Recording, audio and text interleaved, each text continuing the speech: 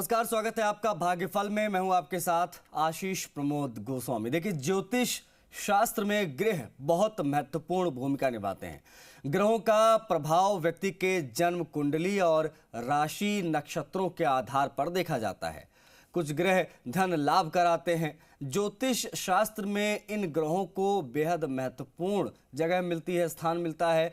बेहद लाभकारी धन लाभ ये ग्रह कराते हैं। इस विषय पर हमें विस्तार से जानकारी देने के लिए हमारे साथ जुड़ रहे हैं ज्योतिष परिषद एवं शोध संस्थान के अध्यक्ष ज्योतिषाचार्य पंडित पुरुषोत्तम गौड़ जी महाराज। आचार्य जी, भाग्यफल के आज के इस अंक में बहुत स्वागत है आपका। जी धन्यवाद। श्री राम जय राम जय राम, मेरे राम की जय हो। महाराज जी, ग्रह कितने महत्वपूर्ण और क्यों महत्वपूर्ण, इस पर आप प्रकाश डालें। उससे पहले तमाम दर्शकों से हम अपील कर देते हैं कि अगर आपका कोई प्रश्न है, आप भाग्यफल के इस कार्यक्रम में जुड़ना चाहते हैं, तो नंबर आपके स्क्रीन पर हम दिखाने जा रहे हैं। इन नंबरों पर आप हमें कॉल कर सकते हैं। नंबर मैं पुनः आपको एक बार फिर से बता देता हूं, 0120715386 और जो दूसरा नंबर आप अपनी स्क्रीन पर देख रहे हैं वो भी रिपीट कर रहा हूं, 012071538787। तो अपना सवाल पूछने के लिए, भाग्यफल के इस कार्यक्रम में जुड़ने के लिए, महाराज जी से बात करने के लिए आप इन नंबरों पर कॉल कर सकते हैं। अब सीधा भाग्यफल के इस कार्यक्रम में जुड़ जाएंगे। अब महाराज जी, बिना किसी देरी के मैं अब आपका रुख करूंगा, क्योंकि आज का जो विषय है मैं चाहूंगा उस पर आप प्रकाश डालें कि ज्योतिष शास्त्र में ग्रह क्यों और कितने महत्वपूर्ण माने जाते हैं। महाराज जी, देखिए, ग्रह हमारे जीवन में अहम भूमिका निभाते हैं। हमारी खुशी और दुख दोनों के लिए जिम्मेदार होते हैं। आशीष जी, जब मनुष्य जन्म लेता है तभी से ग्रह की स्थिति उसके जीवन पर प्रभाव डालना शुरू कर देती है और जन्म कुंडली में इन्हीं ग्रहों की स्थिति को देख करके मनुष्य का स्वभाव, कद काठी और उसके भविष्य का हम पता लगा पाते हैं। अब ग्रहों का हमारे जीवन में क्या प्रभाव होता है ये भी आपको बता दें कि ग्रह का प्रभाव मानव मन पर होता है। मन से इच्छा उत्पन्न होती है, इच्छा से हमारी जीवन शैली बनती है और जैसी जीवन शैली होगी उसी प्रकार का यौवन होगा और भाव के अनुसार मानव शरीर के यौवन से प्रभाव पड़ता है। मेरा कहने का मतलब यह है कि हमारे ग्रह जीवन को कैसे प्रभावित करते हैं। ग्रह व्यक्तित्व को प्रभावित करते हैं। हम सभी के पास एक अनोखी जन्म कुंडली होती है जो हमें बताती है कि हमारे जन्म के समय प्रत्येक ग्रह और नक्षत्र आकाश में कहां थे। प्रत्येक ग्रह विशिष्ट लक्षणों से जुड़े होते हैं जो हमारे व्यक्तिगत चरित्र, मनोदशा, शक्तियों और कमजोरी को प्रभावित करते हैं। यानी मैं कहना चाहूंगा कि मनुष्य को, संपूर्ण मनुष्य के मन पर प्रभाव जो होता है वो ग्रहों का होता है। अब ग्रहों से ही सारी विशेषताएं बनती हैं। मुख्य विशेषता क्या होती है ग्रहों की? ग्रह वास्तव में सूर्य के चारों तरफ अंडाकार पथ पर परिक्रमा कर रहे होते हैं जी।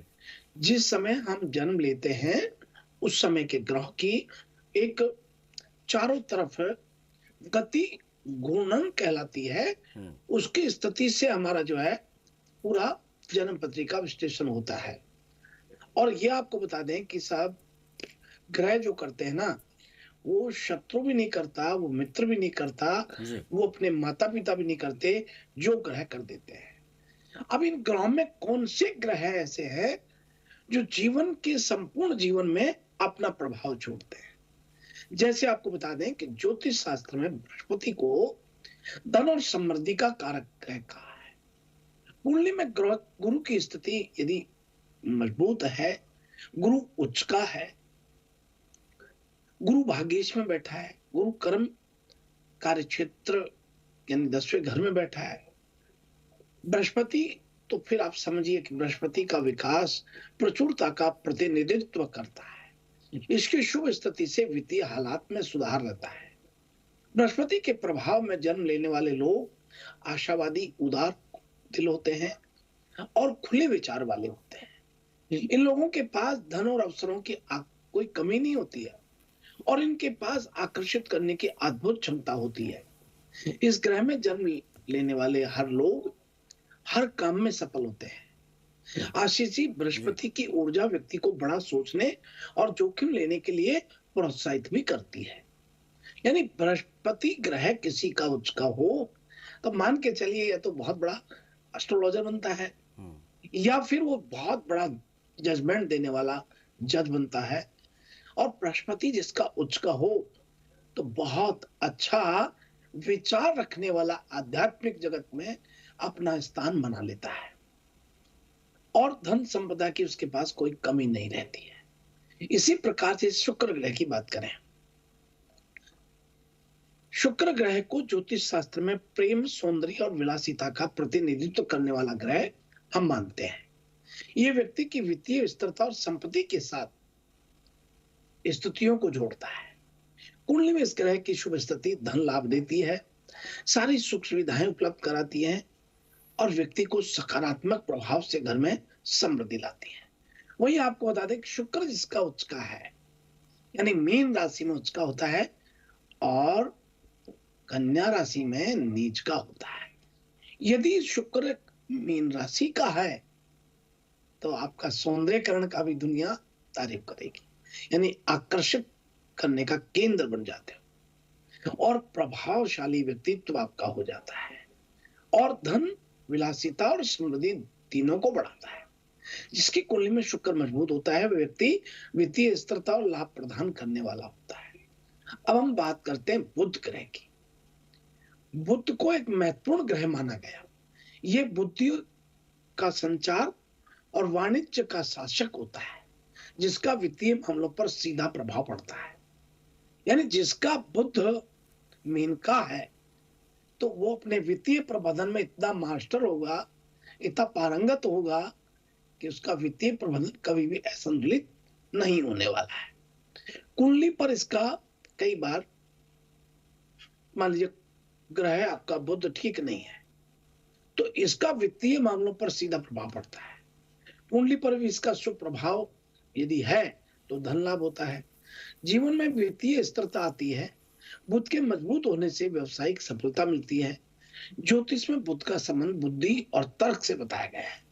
यह ग्रह रणनीतिक रूप से सोचने और प्रभावी ढंग से बातचीत करने की क्षमता प्रदान करने वाला ग्रह है।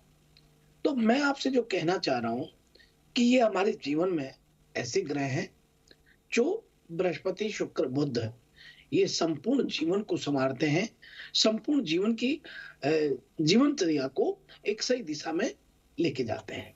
इससे ग्रहों का अपने जीवन में बड़ा प्रभाव होता है।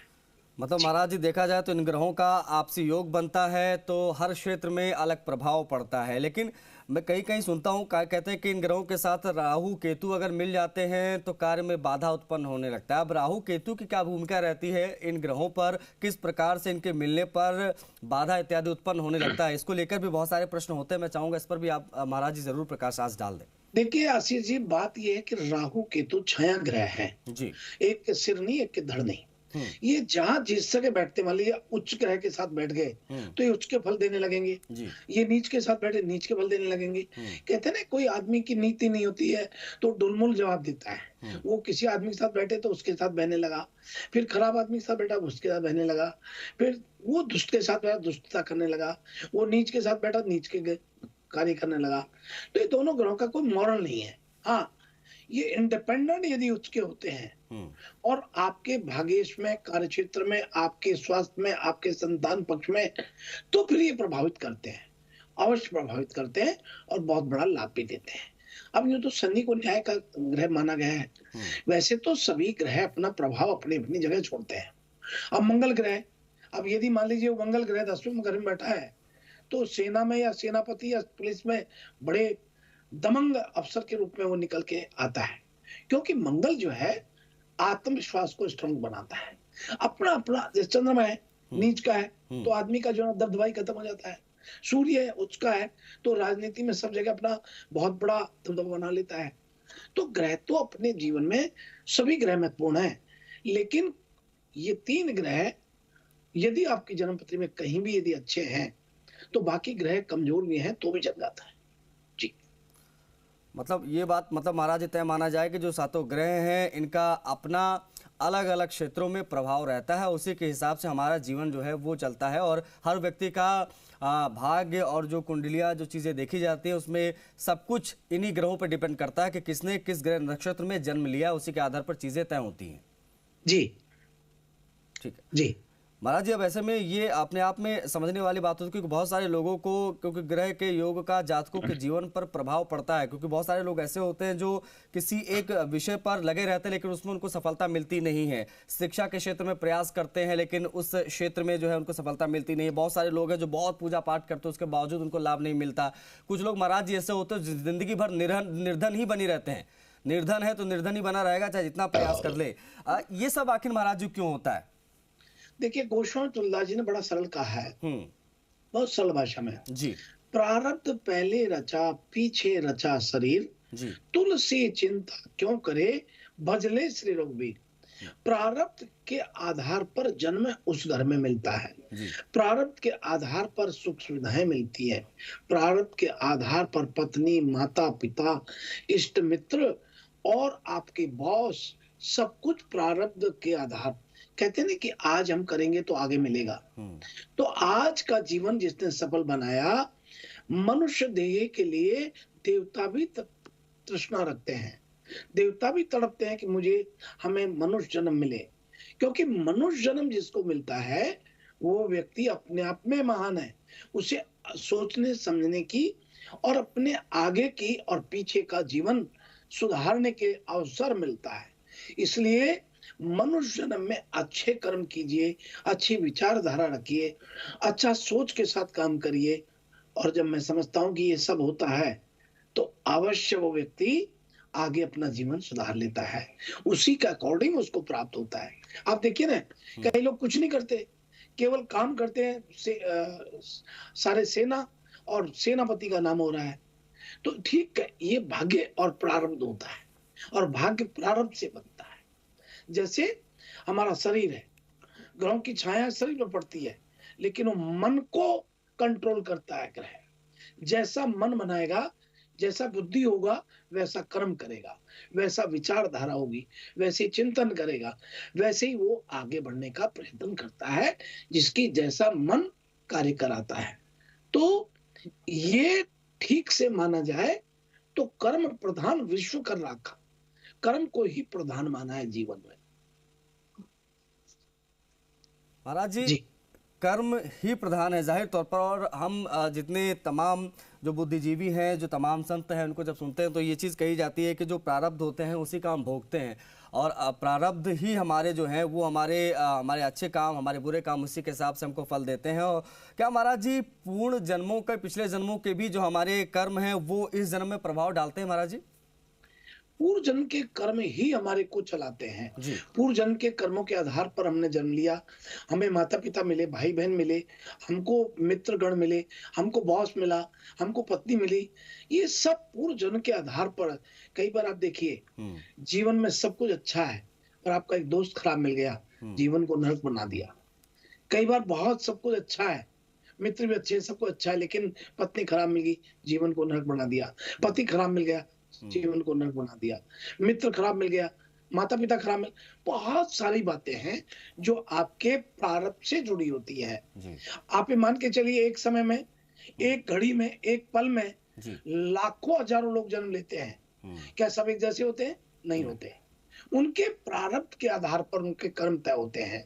ग्रह वही है, सब कुछ वही है। एक गरीब के घर जन्म लेने वाला, एक अमीर के घर जन्म लेने वाला, एक अरबपति घर जन्म लेने वाला, लेकिन वो प्रारब्ध जो है उसके आधार पर उनका सोच, उनका शिक्षा, उनकी दीक्षा, सब कुछ परिवर्तित होता है। परिवर्तन के साथ वो आगे बढ़ते हैं।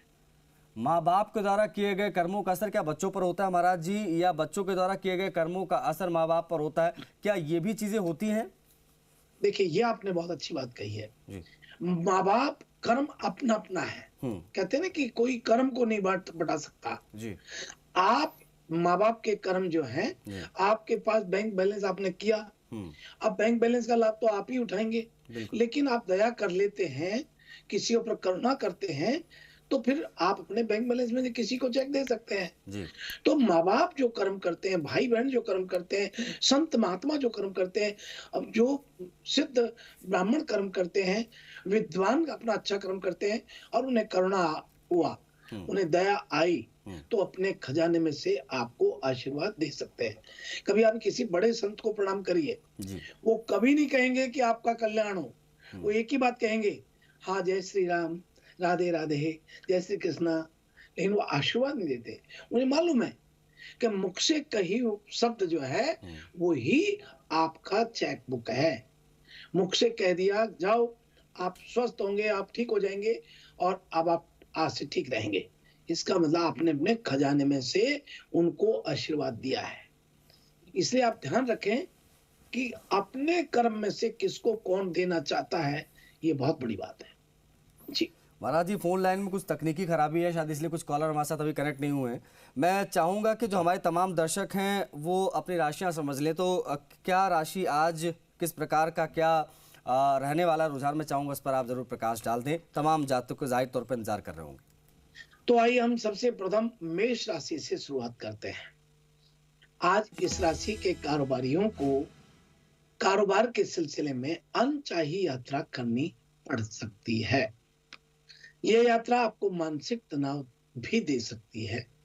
नौकरी पेशा लोगों को आज ऑफिस में इधर उधर की बातें करने से बचना चाहिए। इस राशि के छात्र छात्राओं को आज के दिन पढ़ाई में मन लगाने से दिक्कतों की सामना करना पड़ सकता है। और भाई हम बात करते हैं अगली राशि का, वृषभ राशि वाले लोगों के लिए।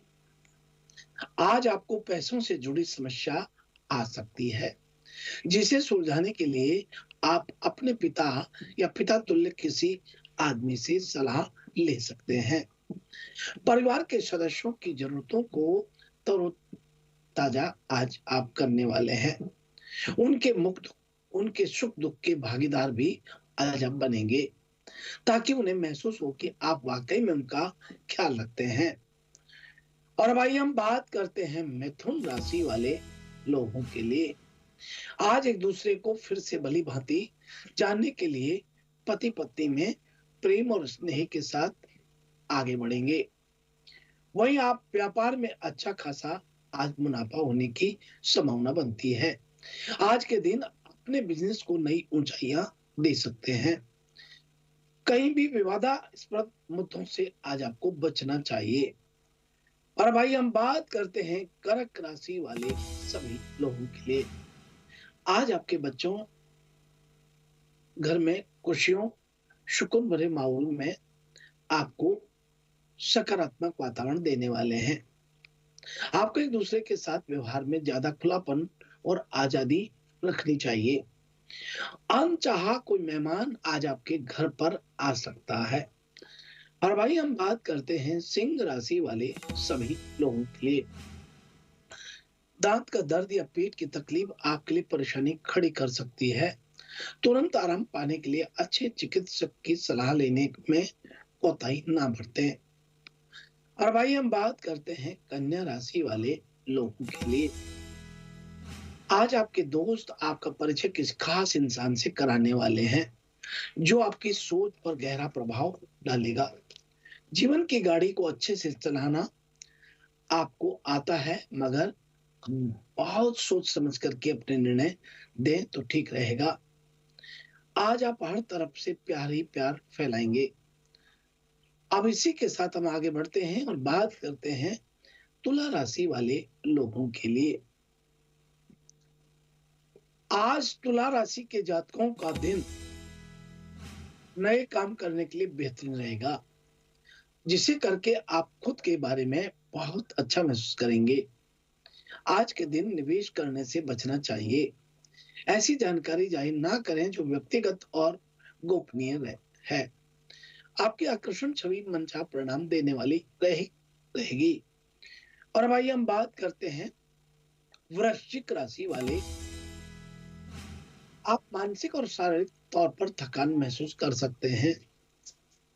थोड़ा सा आराम और पौष्टिक आहार आपके ऊर्जा स्तर को बढ़ाता है। जिन लोगों को आप जानते हैं उनके जरिए आपको आमदनी के नए स्रोत आज प्राप्त हो रहे हैं। और भाई हम बात करते हैं धनु राशि वाले लोगों की। धनु राशि के जातकों को आज विशेष तौर पर अपने घर के वरिष्ठ जनों के पैसे की बचत करने को लेकर हम सलाह देते हैं। आपका आइडियल रवैया घर पर लोगों के दिलों को थोड़ा सा नुकसान पहुंचा सकता है। और भाई हम इसी क्रम में आगे बढ़ते हैं और बात करते हैं मकर राशि वाले। आज आपको अपने घर के लिहाज से खूबसूरती से अपने परिवार को चलाने का विचार मन में आएगा। जब तक आपको तसल्ली नहीं हो जाए तब तक आप इसका पीछा नहीं छोड़ने वाले हैं। आज दस्तावेज अपने वरिष्ठ जनों को आप विश्वास करके ना दें तो ही ठीक रहेगा। और भाई हम बात करते हैं अगली राशि कुंभ राशि वाले। कुंभ राशि के जातकों को आज विशेष तौर पर खुद को अपने प्रिय के प्यार से सरोवर महसूस करेंगे। इस लिहाज से आज का दिन बहुत खूबसूरत रहने वाला है। जब तक आपको तसल्ली ना हो तब तक आप अपने व्यापार, अपने कार्य किसी को जिम्मेदारी के साथ ना सौंपें। और अब इसी क्रम में आगे बढ़ते हैं और बात कर रहे हैं मीन राशि वाले लोगों के लिए। आज मीन राशि के लोगों का बिजनेस में कोई नई ऊंचाइयां देने का संयोग बन रहा है। ऐसे में विवादास्पद मुद्दों पर बहस ना करें। वहीं आज आपके सामने कई प्रकार के व्यापार के आपको ऑफर मिलेंगे जिन्हें बड़े विचार करके निर्णय देने का समय है, नहीं तो आगे आपको नुकसान हो सकता है। इस प्रकार से यह है आज का हमारा अपना राशिफल। महाराज जी बहुत आभार आपका। आपने विशेष तौर पर ग्रहों का ज्योतिष शास्त्र में क्या प्रभाव होता है ये आपने बताया, लेकिन सबके बीच में एक प्रश्न मेरा और था। मैं चाहूंगा कि इस पर भी आप प्रकाश डाल दे तो बहुत सारे लोगों का जो है ज्ञानवर्धन हो जाएगा। महाराज जी आमतौर पर आप जैसे तमाम ज्योतिष जो जानकार हैं वो बताते हैं कि भाई यदि राहु केतु खराब है, अशुभ अवस्था में है तो इसका प्रभाव पड़ता है। लेकिन ये जो प्रभाव पड़ता है महाराज जी ये क्या आजीवन रहता है या इसकी कोई समय सीमा होती है कि भाई 30 साल तक रहेगा, 20 साल तक रहेगा या इतने समय तक ये रहेगा? और क्या इनको ठीक करने का कोई अचूक उपाय भी होता है? मैं चाहूँगा अगर कुछ ऐसी चीज़ें हैं तो आप ज़रूर प्रकाश डाल दें महाराज जी। देखिए आपने बहुत अच्छी प्रश्न किया है। वैसे आपको बता दें कि कुंडली में राहु केतु दोष हो तो जीवन में तनाव और मुसीबतों से जीवन भरा रहता है। वहीं आशीष जी राहु केतु एक झटके में जातक को अमीर और गरीब बनाने की ताकत भी रखते हैं। अच्छा। हाँ, धर्म शास्त्र में राहु केतु को पापी ग्रह और छाया ग्रह कहते हैं। लेकिन आप ये मान के चलिए कि राहु केतु जीवन में खगोलीय दृष्टि से आकाशीय गोले पर चलते समय सूर्य और चंद्रमा के पथों के प्रतिच्छेदन बिंदुओं को दर्शाते हैं। इसलिए राहु केतु को क्रम से उत्तर और दक्षिण चंद्र नोड कहते हैं हम लोग जी। इसलिए विशेष तौर पर राहु केतु खराब होने पर अगर केतु ग्रह का अशुभ प्रभाव आपके है तो शरीर में अनेक समस्याएं होने लगती हैं। राहु दोष से बाल झड़ने लगते हैं, जोड़ों में दर्द होने लगता है, चर्म रोग होता है, रीढ़ की हड्डी में दर्द होता है, नसों में कमजोरी आने लगती है, कई प्रकार की बीमारियों से खतरे में डाल देता है। राहु केतु के देवता कौन है? जी। वही राहु की सरस्वती और केतु के देवता भगवान गणेश हैं। यदि व्यक्ति अपने शरीर के अंदर किसी भी प्रकार की गंदगी पाले रखता है तो उसके ऊपर काली छाया मंडराने लगती है।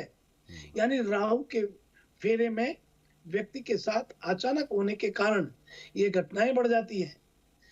घटना दुर्घटना होने अनहोनी कल्पना विचार की जगह भय और कुविचार जगह लेने लगते हैं जी। क्योंकि राहु केतु एक ऐसे ग्रह है, मैं आपको बताना चाहूंगा आशीष जी महाराज कि ये बहुत ही शीघ्र प्रभाव देने वाले हैं। जैसे मैं आपको बताऊं राहु और केतु के पिता कौन है? राहु केतु जो स्वर भानु था, जी इनके पिता का नाम विप्रचित है जी। माता का नाम सिंगिका है। राहु की 2 पत्नियां हैं जिनका नाम नागबली है, नागकणी है, और इनका वाहन काले अश्वों वाला रथ है। वहीं स्वर भानु दैत्य के धड़ से केतु उत्पन्न हुए थे, जिनका वाहन चील है, जो चील जाती है जी। हम कई बार कहते हैं ना, चील कोई चीज खिलाओ, तो क्यों कहते हैं? क्योंकि वो केतु का वाहन है। और आपको बता दें कि इनके राहु की पत्नी कौन है? इनका विवाह हिरण्यकश्यप की बहन सिंगिका से हुआ था। राहु सिंगिका का पुत्र है, इस कारण राहु को सिंह के भी कहते हैं। तो मेरा कहने का भाव यह है कि राहु केतु ग्रह बहुत ही शीघ्र प्रभाव देने वाले ग्रह होते हैं जी। और मतलब अगर गणपति की पूजा करें तो आप इसको कह सकते हैं एक अचूक उपाय है, और ये जो अवस्था, इससे मुक्ति मिल सकती है इंसान को। बहुत आभार आपका महाराज जी, आज आपने इस महत्वपूर्ण विषय पर तमाम ज्ञानवर्धन किया और साथ साथ में राशियां बताई। बहुत आभार, बहुत साधुवाद आपको महाराज जी। शुभ प्रभात। श्री राम जय राम, जय जय राम, मेरे राम की जय हो। शुभ आशीर्वाद। चलिए, महाराज जी के इन्हीं शब्दों के साथ, इसी वाणी के साथ भाग्यफल में आज के लिए बस इतना ही। हम सभी को आज्ञा दीजिए। नमस्कार।